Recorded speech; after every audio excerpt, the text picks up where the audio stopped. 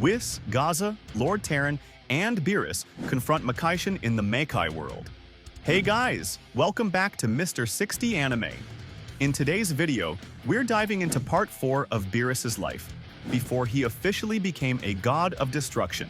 This story is part of our ongoing Dragon Ball Hakai special chapter, and trust me, things are starting to get even more intense. But before we get started, don't forget to hit that like button and subscribe to the channel so you're always updated whenever we drop content like this. Now let's get into it. In the previous part, we witnessed a powerful and dramatic battle. Lord Tarron faced off against a mysterious and evil demon-like creature, Tarron, tapping into a far more powerful version of hakai, the technique used by gods of destruction, was able to overpower and defeat this dark being. But after the battle, something strange was revealed. Everyone began to wonder, where did that creature even come from? Based on the energy, or kai, that it was giving off, Whis concluded that the monster didn't belong to their universe. Instead, its energy was traced back to a dark, forbidden realm called the Makai world, a world that exists far beyond the reach of mortals. Now, here's what makes that discovery truly alarming.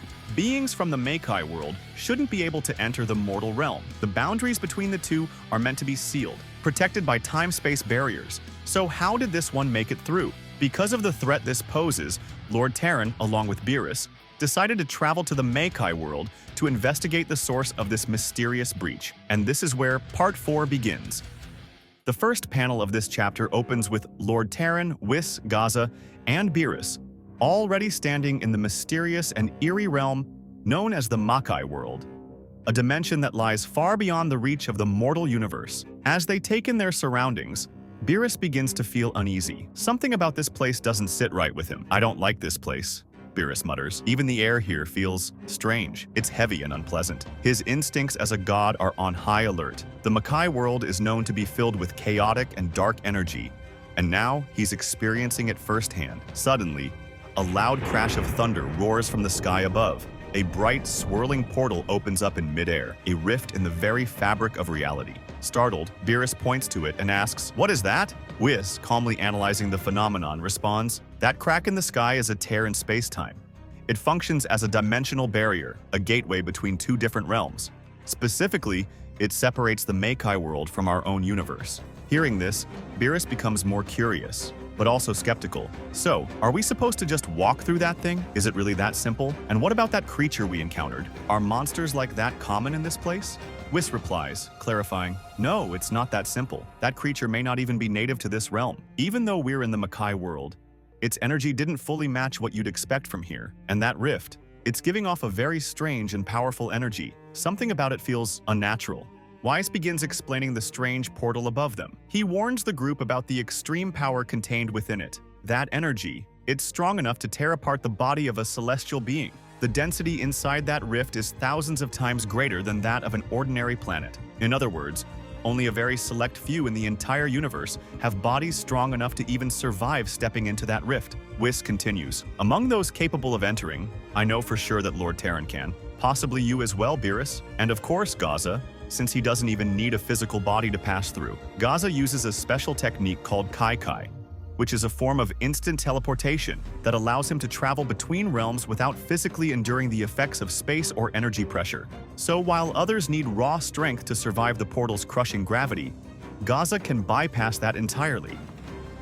Let me clarify what Whis is saying here, guys. Before anyone can enter the rift, they need to have an extremely durable and powerful body to resist the pressure inside. Gaza, however, is an exception because of his instantaneous movement ability, so he's not affected by that physical barrier. As they prepare to move forward, Beerus turns to Gaza and asks, "Didn't you say before that you couldn't sense this place? Why don't you come here more often to check on things?" Gaza calmly explains, "It's not that simple. The corruption energy in this realm is incredibly strong. It affects even gods like us. Anyone who stays here too long will be corrupted by it. Even divine beings." He elaborates further, saying that this corruption is not just physical, but emotional and spiritual. Prolonged exposure can infect the heart, allowing darkness to take root, even in gods. We've tried setting up ways to monitor this place, but this is a realm we cannot visit often. It's just too dangerous. This gives us insight into why the Makai world is so isolated, and why even powerful characters like Gaza avoid it unless absolutely necessary. At this point, Lord Tarron speaks up firmly. "We should move forward and not waste any more time." I don't want to stay here longer than we have to. With that, the group pushes deeper into the Makai world. As they continue traveling, they eventually reach the highest and most sacred point in the entire demon realm. And it's here where they see something truly ominous, a massive dark planet looming in the distance. Beerus, visibly disturbed by the sight, asks, "What is that ugly-looking planet?" Lord Tarron responds, "That is the supreme planet of darkness, the home of the dimension's supreme god. It's where the Makaioshin, also known as Demiurgus, resides." Beerus reacts in surprise. Makaioshin? Aren't they the opposite of the Kaioshin, the ones born with evil in their hearts? Gaza answers, "Yes. While regular Kaioshin are born to guide and protect, Makaioshin are born corrupted. That's why they're called Makaioshin, or simply Makais. From birth, they're sent to this realm where they carry out their own twisted version of what the Kaioshins do in the mortal realm. They are the supreme gods of this world, but aligned with darkness." As Beerus surveys the surroundings of the dark planet, he suddenly stops. His expression turns serious. Bodies everywhere. "What the? Are there so many corpses lying around here?" Lord Tarron responds with a firm and serious tone. "Demiurgus, or the Makaioshin, has a rather disturbing pastime here. He enjoys killing and torturing others. But honestly, this is to be expected from a demon god in this realm. In other words, cruelty isn't just a habit in the demon realm. It's a way of life. For gods like Demiurgus, violence and torment are entertainment." Then, Lord Tarron raises his voice and calls out boldly into the shadows, "Show yourself, Demiurgus. We have urgent matters to deal with." At this moment, a sinister presence slowly emerges from the darkness. It's Demiurgus himself, the godlike ruler of the Makai world. He greets Tarron with a mocking and relaxed tone. "Ah, Tarron, the mighty destroyer. It's been far too long since you last visited. What has it been, 5 million years, maybe more?" Lord Tarron doesn't waste time on formalities. He cuts straight to the point. "I didn't come here for small talk. There's something important happening. A powerful being came from this realm and tried to conquer the mortal world. I want to know, were you behind this?" Demiurgus replies without hesitation. "Yes, not long ago, a very powerful creature came to me and requested to carry out a certain task. I let it happen. At that point, I couldn't really do anything about it." This cryptic answer suggests that Demiurgus didn't directly send the creature, but he allowed it, meaning he's still responsible in some way. Beerus is pointing out a key detail. Demiurgus had the ability to stop this threat early on. The fact that he didn't means he either didn't care, or worse, he wanted it to happen.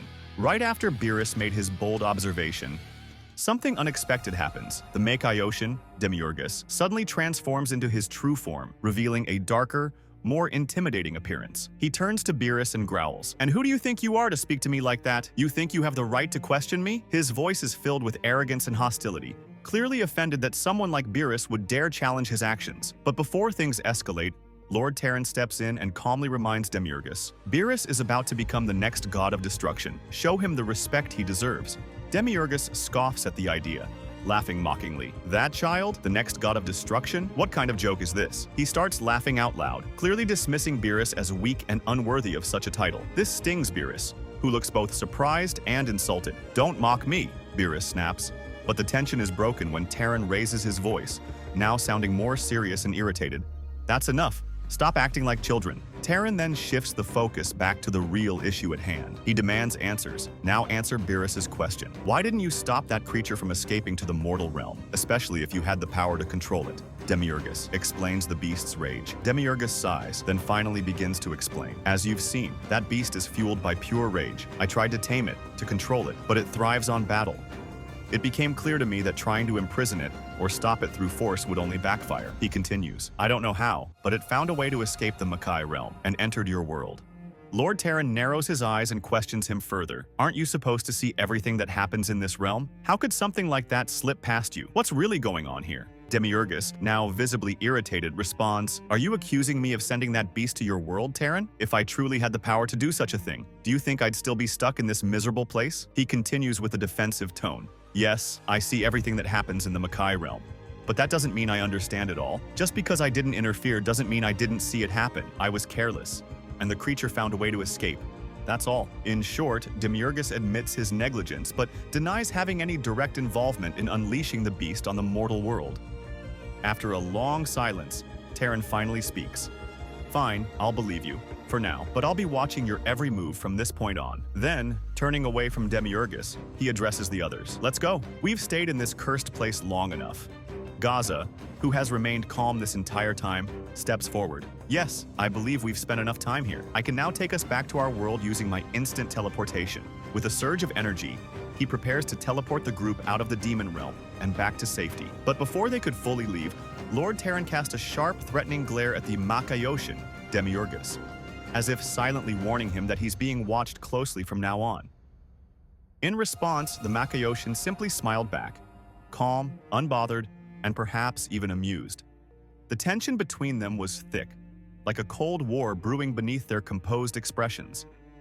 At this moment, Gaza quickly prepared the group for their departure, activating his hakai ability, an advanced form of instant teleportation that lets them escape the Makai realm in seconds. They vanished from the demon world just as swiftly as they came. However, just after Lord Tarron and his group had left, the Makaioshin suddenly burst into wicked laughter, echoing throughout the desolate landscape. He then uttered something deeply ominous. The seed has been planted.